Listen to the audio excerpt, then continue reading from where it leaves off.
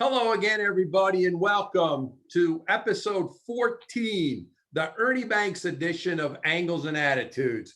As always, he's John and I'm Mark. Today, we are really pleased to be joined by former Baltimore Colt and St. Patrick's alum, Tony Bertuca. Tony, thanks for joining us and welcome to Angles and Attitudes, my friend. How you doing? I'm glad to be here, John. Thank you. It's like memories Belmont Avenue for me. There you go. Well, we'll get right to it. From Belmont Avenue to the east to being Belmont Avenue to the west right now. Take us through, Tony, if you would, for the folks listening today, playing ball at St. Pat's college, and then getting a shot at the NFL. We'll just turn it over to you. Okay. Well, I went to St. Gertrude's Grammar School. In 7th and 8th grade, I played park district ball for the city of Chicago at Hamlin Park. Okay. Hamlin Park was a legendary coach named Joe Gaffney and Carl Newey. We actually played at halftime between a Bears-Packer game at Wrigley Field. How about that? From there, I went to St. Pat's. I became a freshman there. And from our freshman year to our senior year, the varsity team lost one game. We tied 2, but we lost one game. Incredible. Out of St. Pat's, I got a scholarship to the University of Montana in Missoula. I was a little too free back then in Montana. I probably needed my parents around me because my grades were good and I had to go to junior college, which I did at Wenatchee, and it turned out to be great for me. From there, I went to Chico State. I played 4 years there. And my senior year, I signed with the Cincinnati Bengals. Tony, you get drafted by the Bengals in 71? I signed as a free agent with the Bengals in 1971. Well, All it's Brown. Interesting. Wow. Interesting because the current president of St. Pat's, Dan Santucci, another good Irish boy, right? St. Pat's grad, Notre Dame grad. When he came out of Notre Dame, he was protecting Brady Quinn. He signed with the Bengals and had a cup of coffee with the Bengals as well. Yes, you did, John. Good. You did your homework. Yeah. Well, and when I was there, they didn't have the Bengals on the side, John, on the side of the helmet. Mark, yeah, you just had the Bengals. Yeah. It was just free. And I'll just tell you real fast. Paul Brown, we meet all the rookies are there in the room, and he looks at us and he says, "Guys, if you're not 15 minutes early, you're late." He put that in my head, Mark, and the rest of my life, I'm early. John, anybody will tell you I'm early. Well, kind of like Mark, the old Lombardi time, I think Tony's telling us. I got a question for Tony, Mark, that I'd like to open up here with going back to the St. Pat era. Tony, you played all 4 years there. Could you honestly say the football of that era, of course, we're going to know that it's a different era of football now, but was there a lot of physicality coming out of St. Pat's in this area? And, because you made it to a high level, you made it to the NFL. Did you know then at St. Pat's that you could play at another level before you went to college? Yes. I think the coaches were great. It was Fred Dempsey and Pete Hester. Back then, they ran a whole program. They had a sophomore coach named Coach Cummings and a freshman coach named Jerry Murphy, who's still living, the only one still living, and they ran the whole program. And they were highly qualified. And I can't tell them the scholarship guys we had go on from St. Pat's. How many? What was the pros were having a? I'm sorry, Mark. No, go ahead, Tony. What was this? We're having a program. We're having a program in 2 weeks. The Barstool guy, all the guys that made pro out of St. Pat's. Oh, Danny excellent. Santucci, Timmy McGargle, Dyra, and me. Excellent.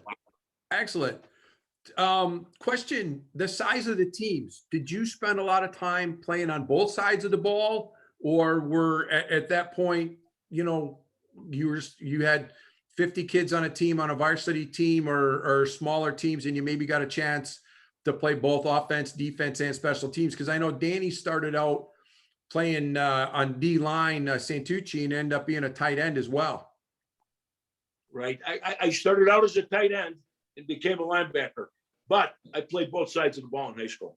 So what they told you is, as a tight end, you had the hands of a linebacker, huh? So you go through, you end up playing a year with the Baltimore Colts. I noticed you didn't start out, the team started out 0-3. Famous coach Howard Schnellenberger. Howard didn't finish the season, did he? You're right. After halftime of that game, there was the owner at that time was Ursi, Bob Ursi. He's a local guy. I think he's from Skokie. Anyway, Ursi sends a word down that he wants Marty Domrays, who was our starting quarterback, benched, put in Bert Jones, who was a draft pick from the year before, All-American from LSU. And Howard, of course, ignores him. Oh. And after the game, I didn't think Howard was the first guy to know. I think the players knew before Howard that Ursi fired him. And then he looks at Joe Thomas. He was a general manager at the time. And Joe Thomas says, I guess I'm the coach.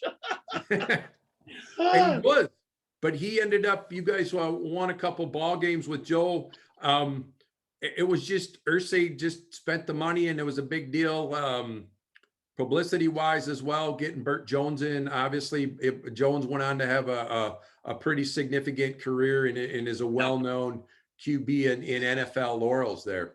Jones comes, of course, Jones and the other gentleman you mentioned come after Johnny Unitas. But Tony, I want to ask you, so after you come out of college, you get drafted by the Bengals, and of course, then you have the season with the Baltimore Colts, which was 1974, like Mark's saying. You know, what's the feeling? I mean, here you're in the pros, you're on the gridiron with these guys, you know, practices every day, the games that you had to play, the setups, the thing. Take us through that. I mean, it's something that I know Mark and I were always hoping, because we're hockey guys, to get to some kind of level like that. What is it to talk about that next level? It's just that you reach your self-actualization, the highest point for anything besides my kids being born. Wow, was playing, and I look, and I used to think about it in my mind. I say, am I really living this?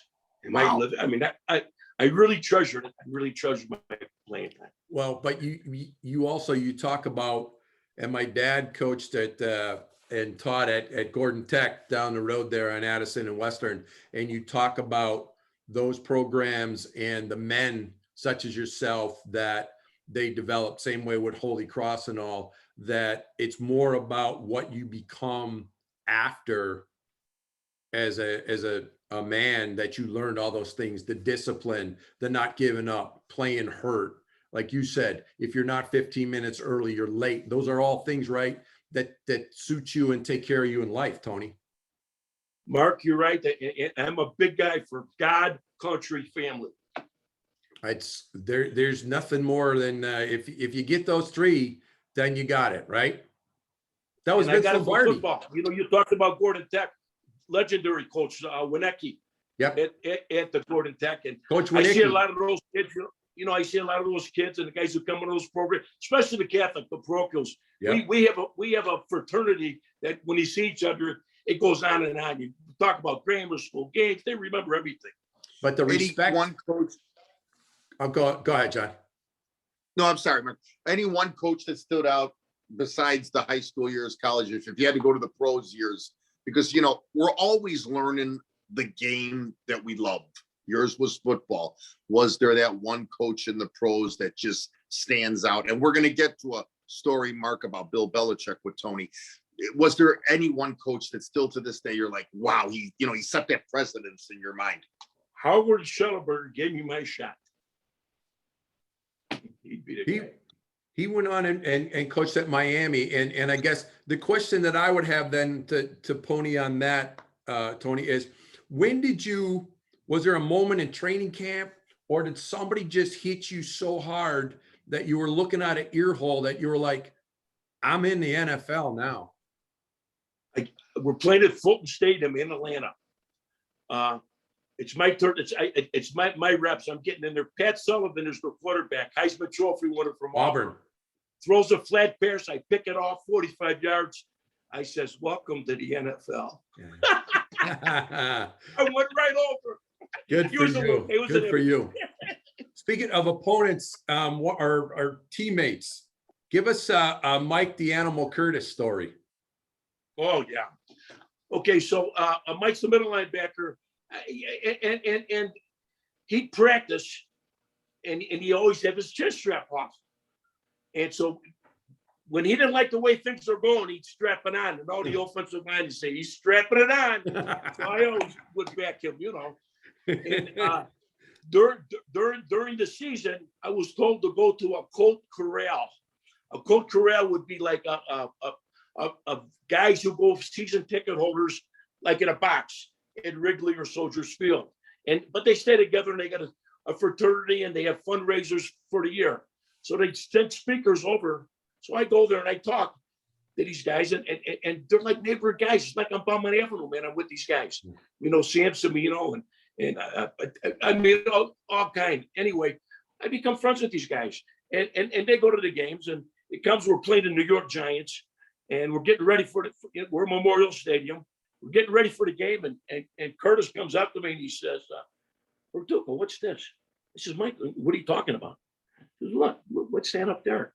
And up there's a big banner, Tony Bertuca Fan Club. That's all these guys. I said, yeah, you guys follow, man. So Mike says, listen, I won a Super Bowl.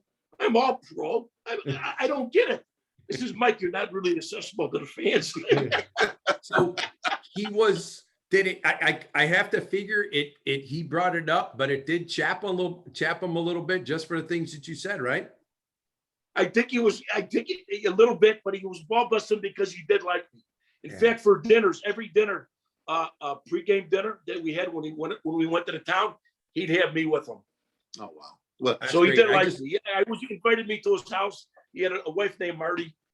I just Mark, remember we probably need another hour for more Mike Curtis and Tony Bertuca stories. Well, the other one, right, when he cold cocked the guy that ran on the field that didn't belong on the field, and he just stepped out of the huddle and forearm shivered the guy, and then he got back in the huddle as the police picked the guy up and took him off the field.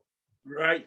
He told me he blacked out is what he told me. He said, I don't even know. I just wanted to play the game. I blacked out. Because I did ask him. That's Art, yeah.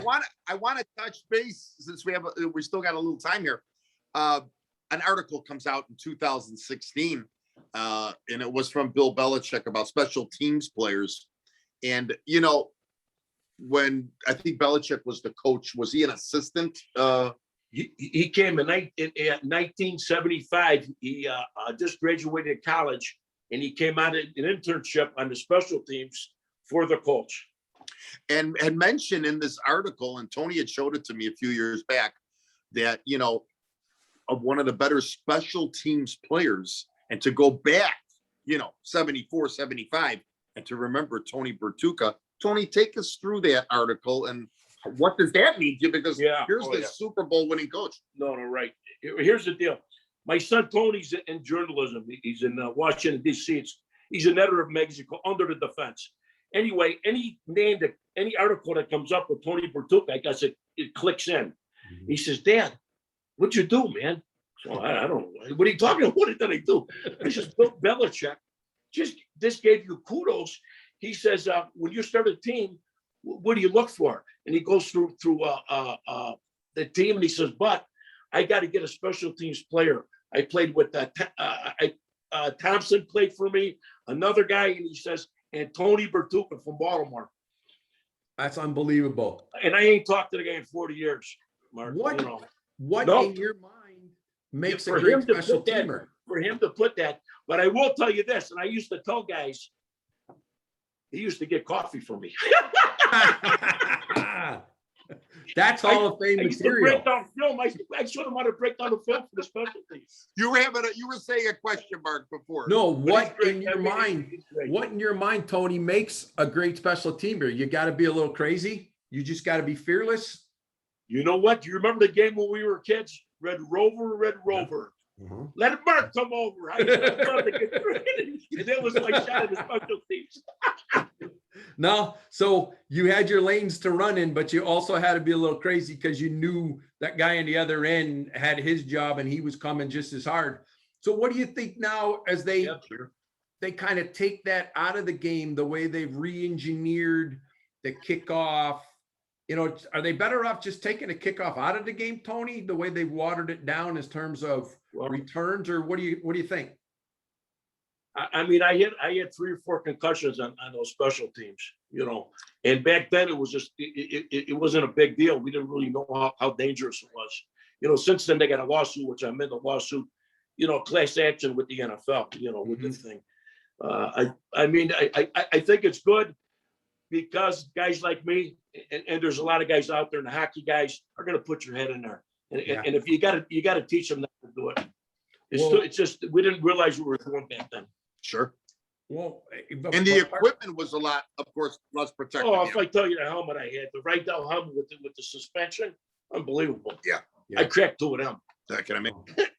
Well, but that's now, like you said, too, the equipment. I mean, how many pairs of shoes did you have in a year? Just a couple? You just kept taping them up and you used them, right? Yes. See? And now, guys, it must kill you to see guys with box upon box of shoes. He's got 3-inch screws. He's got 2-inch screws. If it's plastic, if it's dirt. It'd be nice.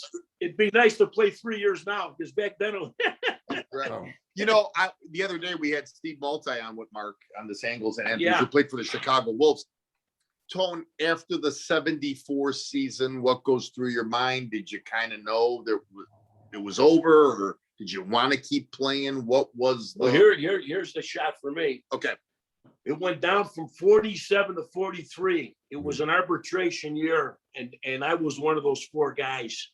You know, when I went in to talk to the coaches, you know what I mean? It was me, a kid named Rhodes from Arkansas, Timmy Berra, Yogi Berra's kid.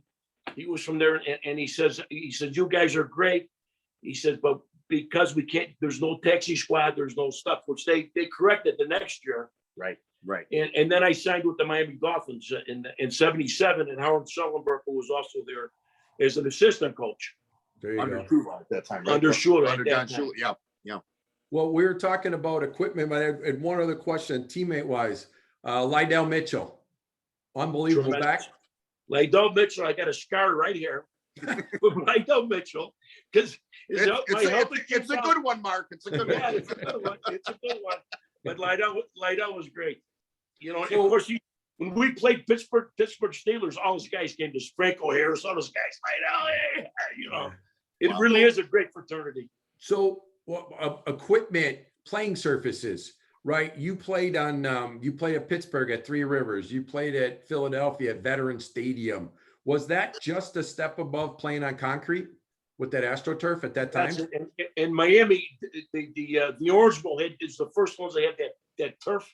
Like, I forget what the poly turf or whatever. The AstroTurf? Yeah. Yep. Turf. Anyway, it wouldn't give. So a lot of knees were taken out just because of that, because it wouldn't give. You know, these guys were so fast and quick. And I remember seeing there was a kid from the Bears blew his knees out. You were a wide receiver, went to stop. I think it was in Philadelphia, because they were always complaining about the turf and the seams and everything else. Obviously, again, wanting to play on the fields now. What are they? It's like rubber, old tires. right. It's really soft to be able to play on. Well, you got to play in some. I seen it because our kids played at Oak Park, and on Okay. that turf they have those tires. So I mean, what a difference! What a Yeah. difference! It's probably And it's hotter great than for hell, the- though.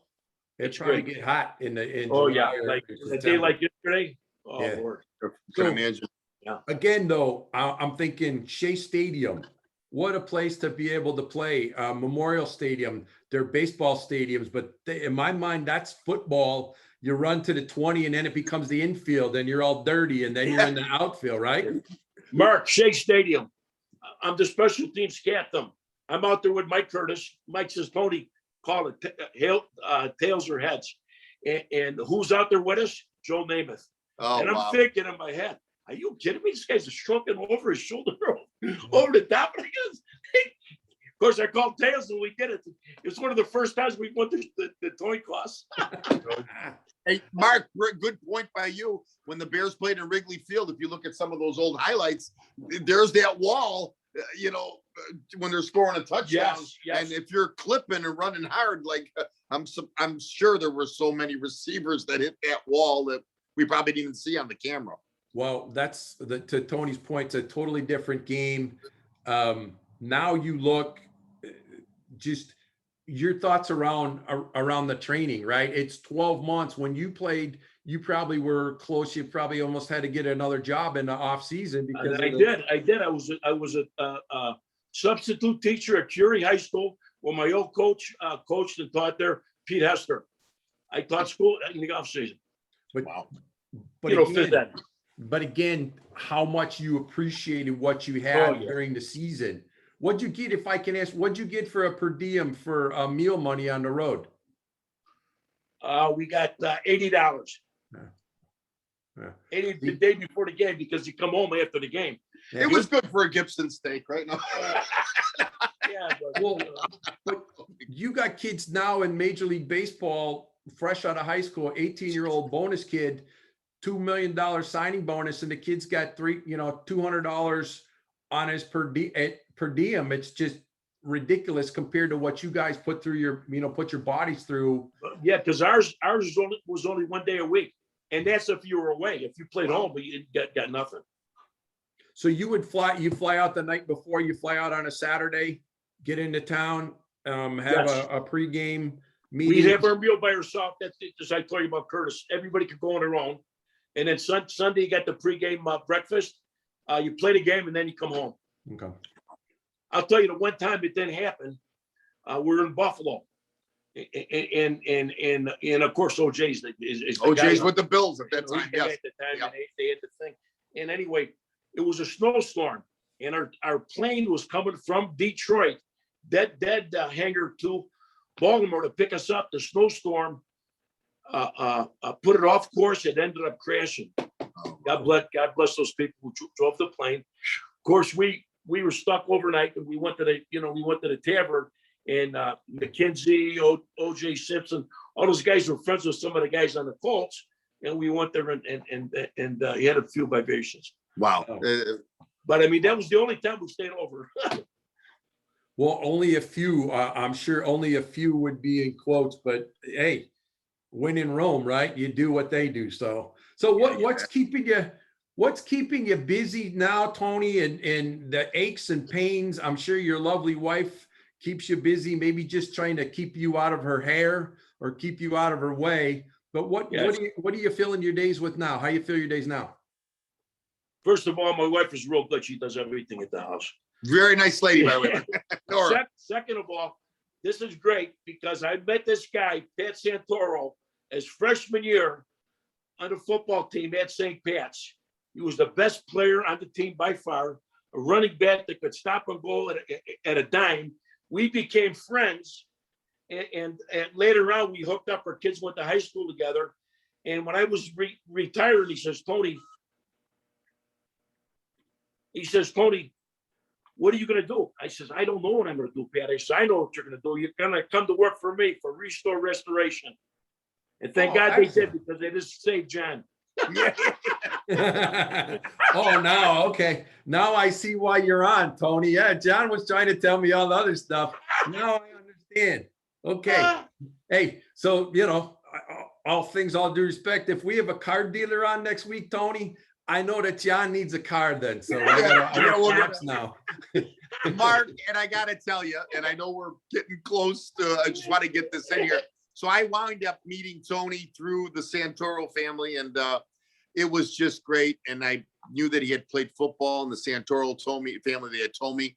Then it was a few years back, he gets inducted here into the Chicago Sports Hall of Fame, which a lot of people don't know. I think that's out at Hawthorne, Tony. Is that out at Hawthorne? Yes. Hawthorne Racetrack. There is a Chicago Sports Hall of Fame. And I started asking questions to the Santoros, and I was really kind of interested in Tony's career and the Colts and everything and his football career. And then in this neighborhood still, Mark, I want you to know that Tony's name still comes up, especially after playing, I went to Cross and he went to St. Pat's, but his name always came up, and it's just been an honor to know him. And I got to tell you, between him and his wife, they honored me on that night of the 27th, calls me up and he says, "Hey, I want to go to your Hall of Fame induction." And I'm like, "You want to go to my Hall of Fame induction?" But it was just something. He's always been a great friend, and we're always talking stories. So some of the stuff that you brought up here today, Mark,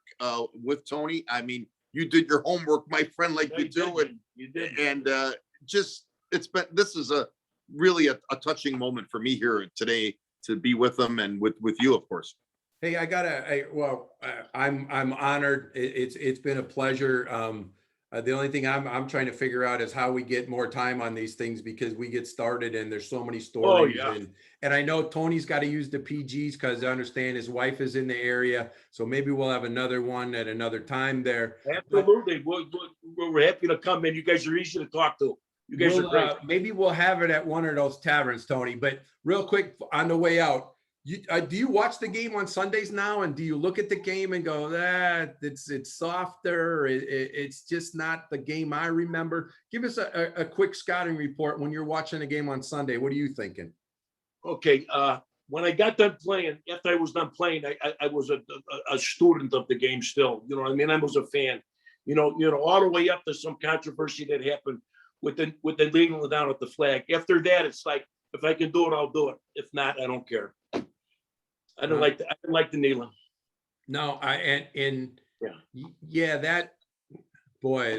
one, that's another whole show. And like you said, right. If you're on the team and this is what the team does, and this is the country you're in, and there's no negotiating that one. That would not happen in our team because of Mike Curtis. I'll tell you that right now. Well, but see, it ain't happening. But that's the definition of leadership, Tony. That's, when they talk about teams with great talent and everything else, and they don't have a locker room because everybody goes their separate way, or everybody thinks that there's rules. Each guy has his own set of rules, and flat out, that's just a bunch of crap. That's just part of why we find ourselves having trouble nowadays. And John and I talk about it, and just like you, we're very proud of the fact that we're not part of the participation trophy generation. Okay, we never got a participation trophy. Whatever trophies we got, we earned, and we're proud of them. And it's that generation and yours that we need to see more of, and still being influenced in what goes on around here. So God bless you, my friend. Stay healthy, you and your lovely bride. And Mark, thank you very much. Tony, Thank you, John. Thank you, guys. Love you guys. Thank you. And we'll see you soon. Thanks, Tony.